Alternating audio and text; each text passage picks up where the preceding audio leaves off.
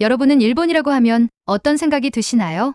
저는 일본 하면 문화 컨텐츠 강국이라는 느낌이 듭니다. 제가 학창시절 때만 해도 한국의 예능이나 드라마는 전부 일본의 다큐의 판권을 사서 제작하거나 리메이크한 경우가 많았기 때문이죠. 하지만 이번 사연의 주인공은 오히려 문화 컨텐츠를 배우기 위해 한국으로 왔다는 사연의 주인공인데요. 어떤 이야기일지 자세히 살펴보도록 하겠습니다. 그 전에 좋아요와 구독 잊지 말고 부탁드릴게요.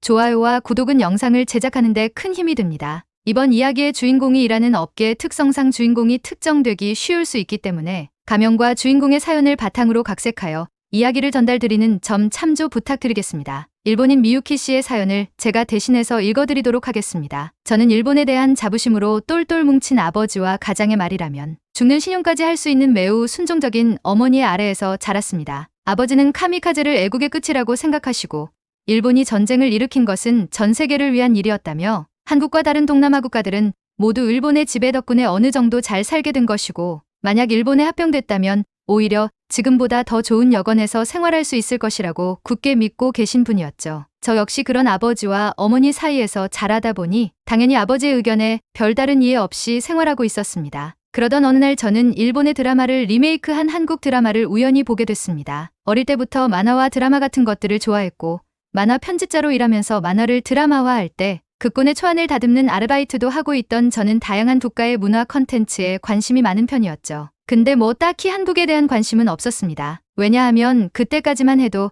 한국은 일본의 아류 같다는 생각을 강하게 가지고 있었기 때문이죠. 한국분들에게는 제 이야기가 불편하게 느껴지실지도 모르겠지만 실제로 제가 알기로는 과거에는 한국에서 일본의 기술력을 많이 차용해서 제품을 만들기도 했고 과자 같은 것도 일본의 과자를 그대로 본떠 만든 경우도 많았다고 알고 있습니다. 물론 지금은 한국 독자적으로 오히려 일본보다 좋은 제품들을 많이 생산하고 있죠. 아무튼 과거에 저는 한국에 대해 큰 관심이 없었습니다. 그냥 한국의 드라마에 나오는 주인공들이 너무 잘생기고 예뻐서 한번 드라마 어떻게 만들었는지 한번 볼까 하는 순전히 흥미 위주의 결정으로 드라마를 시청하게 됐습니다. 하지만 이게 웬걸? 한번 드라마를 보기 시작하자 시간이 어떻게 가는지도 모를 정도로 집중해서 드라마를 봤습니다. 흡입력이 정말 엄청나더군요. 저는 그때부터 한국의 드라마를 찾아보기 시작했습니다. 제가 한국의 드라마에 빠지던 당시는 일본에서 막 한류가 시작하던 즈음이었는데 일본과 상당히 가까운 나라라고 생각했던 한국이 일본과 정말 다른 스타일과 문화를 가지고 있구나라는 걸 알게 됐죠. 저는 점점 한국 드라마에 빠지는 시간이 많아졌고 덩달아 한국 문화에 대해서 관심을 많이 가지게 됐습니다. 하지만 저희 아버지는 제가 한국 드라마를 집에서 보고 있으면 큰 소리로 화를 내고는 하셨죠. 전 저급한 드라마는 뭐하러 보는 거냐며 저에게 말씀하셨습니다. 그럴 시간이 있으면 차라리 일본 정치에 더 관심을 가지고 일본 정치를 바탕으로 한 만화가 제작될 수 있도록 노력을 하라는 식이었죠. 일개 편집자인 저에게 말이죠. 처음에는 그러려니 아버지의 큰 소리를 들었지만 점차 짜증이 나기 시작했습니다. 그러던 어느 날 저와 아버지의 갈등이 최고치에 이르는 사건이 일어났죠. 그날은 제가 좀 일찍 퇴근해서 한국 드라마를 보고 있었습니다. 마침 어머니가 장을 보고 들어오셔서 저와 함께 드라마를 시청하고 있었죠. 저희 어머니는 한국 드라마를 보면서 한국 남자들은 정말 다정한 것 같다며 자신이 젊을 때 연애할 때 저런 식으로 여자친구를 대하는 일본 남자들을 만나본 적이 없다며 농담 삼아 저에게 만약 가능하다면 일본 남자보다는 한국 남자와 결혼을 하는 게 좋을 것 같다며 웃으셨죠. 그렇게 저와 어머니는 일본 남자와 한국 남자들의 다정함에 대해서 이야기하며 즐겁게 드라마를 보고 있었습니다. 근데 아버지가 들어오셨고 드라마를 보고 있던 저희 모녀에게 엄청나게 화를 내기 시작하셨죠. 특히 어머니에게 화를 너무 내셨는데 어머니는 그런 아버지에게 거의 무릎이라도 꿇을 듯이 죄송하다며 양손으로 싹싹 빌기 시작하셨죠. 저는 그 광경이 너무 화가 났어요. 아마 제 안에서 참고 있던 무언가가 터져버린 거겠죠. 저는 아버지에게 대체 뭐가 문제냐며 한국 드라마를 보는 게 뭐 일본을 무시하는 거냐며 뭐가 문제냐고 아버지에게 따져 묻기 시작했죠. 그리고 지금 아버지가 그렇게 찬양하는 일본에게 한국이 잘못한 게 대체 뭐가 있냐며 한국에게 일본이 잘못을 저질렀으면 저질렀지 한국은 순전히 피해국가 아니냐며 쏘아냈습니다. 아버지는 제가 그렇게 나올지 상상도 못하셨는지 놀라서 아무 말도 못하시더군요. 저는 그 길로 짐을 싸서 독립을 했습니다. 직장인으로 몇 년을 일했기 때문에 모아놓은 돈도 있었고 이제 슬슬 독립해야겠다고 생각하고 있었는데 그런 식으로 아버지와 큰 갈등을 빚고 집에서 뛰쳐나오듯 독립을 해버린 것이죠. 그리고 저는 아버지와 연락을 끊어버렸습니다. 아버지와 이야기를 하면 항상 과거에 일본이 얼마나 찬란했는지 그리고 지금도 일본이 세계적으로 영향력을 얼마나 많이 끼칠 수 있는지 일본의 야구 선수들이 왜 그렇게 뛰어난지 순전히 민족주의적인 이야기만 해서 답답했죠. 매일 극우 채널의 뉴스를 챙겨보시고 조금이라도 일본에 대해 쓴소리를 하는 정치인이나 언론인, 연예인이 있으면 저런 사람들은 전부 활동을 못하게 해야 한다며 아버지의 친구분이나 함께 행동하는 극우 모임을 통해 그들에게 압박을 가하는 행동을 하기도 하셨죠. 저는 그런 아버지를 보면서 진절머리가 났기 때문에 아버지와 연락을 하지 않아도 크게 문제가 없었습니다. 아니, 오히려 신경 쓸 일이 없었기 때문에 스트레스를 덜 받는 기분이었죠. 그렇게 저는 직장에서도 열심히 일을 했고 연차가 쌓이고 승승장구하게 됐습니다. 만화 편집자이면서 극권 아르바이트를 했던 저의 이력 덕분에 저는 일본 만화를 극권으로 바꾸는 극작가로 어느 정도 인정을 받기 시작했죠. 하지만 연차가 흐르면 흐를수록 이상한 일들이 생기기 시작했어요. 과거 일본의 예능이나 드라마를 리메이크하거나 판권을 사려고 노력했던 한국 기업들이 점점 줄어들기 시작하는 거였죠. 그리고 전 세계적으로 일본의 문화 콘텐츠보다 한국의 문화 콘텐츠들이 점점 더 인기가 많아지기 시작했어요. 아이돌도 일본의 아이돌보다는 한국의 아이돌들의 인기가 더 많아졌고 심지어 일본에 사는 일본인들도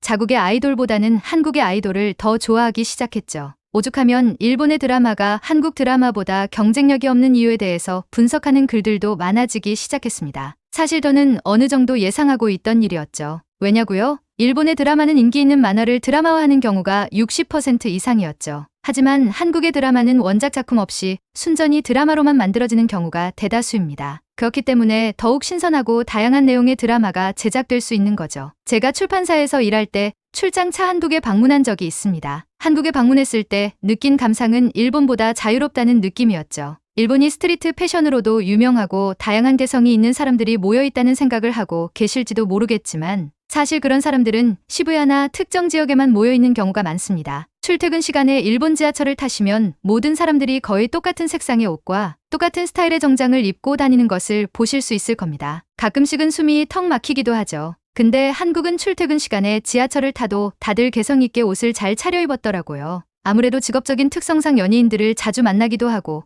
개성 있는 만화가들도 많이 만나봤는데 일본보다는 한국이 조금 더 개성이 살아있는 사회가 아닌가 하는 생각을 했습니다. 저는 한국에 다녀올 때마다 위기의식을 느꼈습니다. 사실 제가 아버지가 크게 싸워서 거의 절연한 것처럼 지내고 있었긴 해도 어릴 때부터 아버지의 이야기와 사상을 주입받으면서 자랐기 때문에 일본이 한국보다 우월하다는 생각이 항상 깔려있던 것 같아요. 그렇기 때문에 일본이 차지하고 있는 문화선진국의 자리를 한국에게 뺏길 수는 없다는 생각을 강하게 하고 있었던 것 같습니다. 하지만 변화 없이 계속 비슷한 주제가 반복되거나 한때의 트렌드를 타서 비슷한 주제로 프로만 좀 바뀌는 양산형 드라마만 계속 만들어내는 일본 드라마와는 달리 다양한 주제로 다양한 문제의식을 표현하는 한국의 드라마나 영화를 보면서 저는 이미 일본과 한국의 문화 컨텐츠의 질이 상당히 달라졌다는 것을 느꼈습니다. 이미 한국은 일본보다 한 발 더 앞서 나가고 있었죠. 그렇게 몇 년을 지내다 보니 일본에서는 이제 어떻게 한국 드라마를 따라잡을 것인가 하는 컨퍼런스들이 열리고 있었습니다. 씁쓸하지만 인정하지 않을 수 없었죠. 넷플릭스가 등장한 이후로는 더욱 일본과 한국의 문화 격차를 실감할 수 있었습니다. 전 세계인에게 사랑받고 선택받는 건 일본의 컨텐츠가 아닌 한국의 컨텐츠였죠. 저는 그렇게 인정할 건 인정하고 배울 건 배워야 한다는 생각에 한국어와 한국 문화에 대한 공부를 더욱 열심히 하기 시작했습니다. 못해도 1년에 2번 정도는 한국에 가서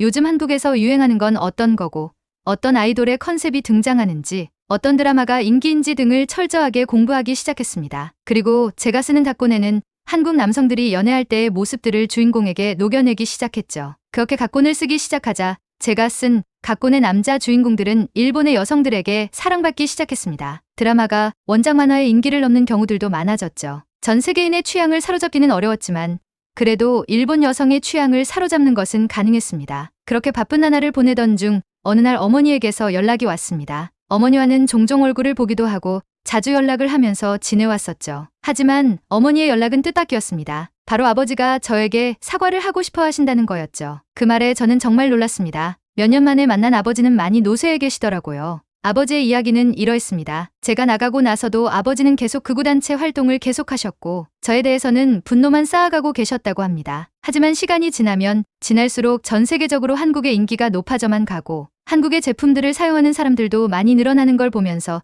자신이 알고 있던 게 전부는 아닌가 하는 생각이 들었다고 하시더라고요. 그리고 자신이 주로 보던 TV 채널이 아니라 다른 채널들을 보면서 단순히 아버지가 무시하던 한국이 어느덧 굉장히 빠른 성장을 이룬 나라라는 걸 알게 됐다고 하셨어요. 그래서 아버지는 어머니와 함께 한국 여행을 다녀오셨는데 자신이 일본인인 걸 알면서도 친절하게 대해주는 한국 사람들에게 감동했다고 하시더라고요. 특히 아버지가 입국할 때 공항에서 넘어지셔서 크게 다칠 뻔했는데 근처에 있던 한국인들이 모두 모여서 아버지를 잡아주고 부축해줘서 너무 고마웠다고 하셨습니다. 그리고 나서 자신이 과거에 했던 행동들이 너무 부끄러워졌다고 하시더라고요. 저에게 한국 드라마를 본다는 이유만으로 그렇게 큰 소리 내고 화를 낸 것도 지금 와서 생각해보면 이해가 가지 않고 너무 부끄럽다고 하셨습니다. 저는 웃으며 아버지에게 그럼 제가 한국 남자랑 결혼해도 반대 안 하실 거냐고 물었습니다. 그러자 아버지는 개구지게 웃으시면서 한국 여자들이 일본 여자보다 더 예쁘던데 한국 남자 꼬실 수는 있겠냐고 물으시더라고요. 저는 한 방 먹었다는 표정으로 웃었습니다. 그렇게 저와 아버지는 오랜 시간 쌓아뒀던 감정의 벽을 허물 수 있었습니다. 저희 어머니 역시 너무 좋아하셨죠. 이제 저희 가족은 함께 모이게 되면 거실에 다 같이 모여서 한국 드라마를 시청합니다. 아버지가 먼저 재밌는 한국 드라마나 영화를 추천해 주시기도 하고 최근에 써본 한국 제품 중에 괜찮은 제품을 추천해 주시기도 하죠. 지금 생각해보면 과거의 아버지와 지금의 아버지가 전혀 다른 사람이 아닐까 하는 생각을 하기도 합니다. 하지만 직접 한국과 한국인을 경험하신 아버지가 개방적인 사람이 된 것 같아서 너무 기쁩니다. 아버지가 한국에 방문했을 때 따뜻하게 대해준 한국인들과 아버지가 위험에 빠졌을 때 도와주신 한국인들께 다시 한번 감사하다는 말씀을 전하고 싶습니다. 그리고 저는 앞으로도 일본의 컨텐츠가 한국의 컨텐츠를 앞지를 수 있는 그날이 오기까지 저 역시 열심히 정진해 보도록 하겠습니다. 라고 사연 보내주셨습니다. 과거에는 확실히 일본의 컨텐츠들이 전 세계인의 사랑을 받았다면 이제는 한국의 컨텐츠가 스탠다드가 된 것 같습니다. 일본에서도 그렇게 느끼는 사람들이 많다니 의외네요. 하지만 일본의 컨텐츠가 개발될 때 한국의 컨텐츠도 계속해서 발전될 것입니다. 앞으로도 한국의 컨텐츠가 세계를 선도할 거라고 저는 확신합니다. 다른 분들은 어떻게 생각하시나요? 여러분들의 의견을 자유롭게 남겨주세요. 오늘 감동주파수의 사연은 여기까지입니다. 여러분의 좋아요와 댓글은 큰 힘이 됩니다. 끝까지 시청해주셔서 대단히 감사합니다. 다음 영상에서 뵙겠습니다. 행복한 하루 되세요.